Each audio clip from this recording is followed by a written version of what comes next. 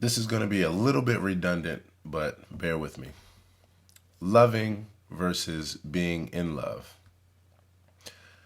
I think we often mistake the concept of being in love with someone with loving someone, mainly because the two can and often do coexist together in relationships, although in varying degrees.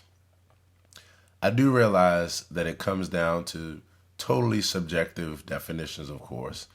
So I'm not saying my perspective is right. I just think there are differences between these two ideas. In all my various experiences and relationships, I now see being in love as an emotional state that you have no control over, like attraction or infatuation.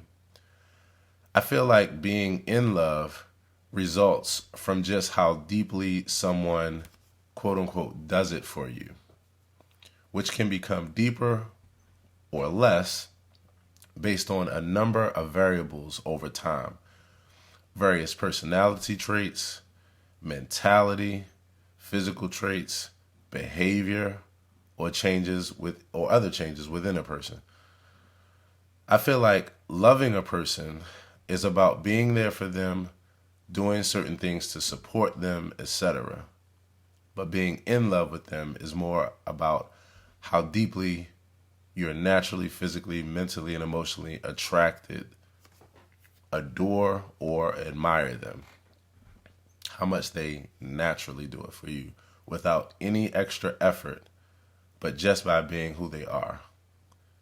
In my opinion, being in love initiates certain feelings that naturally makes you do things without trying, where loving a person requires that you put forth effort to manually do something, whether you feel naturally inclined or not. And again, these aren't black and whites. There's a gray area as well. To me, being in love does not require effort. You either are in love with someone or you're not. And conversely, loving someone requires the effort of being intentional about being mindful, respectful, sensitive, considerate, etc. The thing is, since the two often live together in a relationship, the lines can be blurred. So last recap.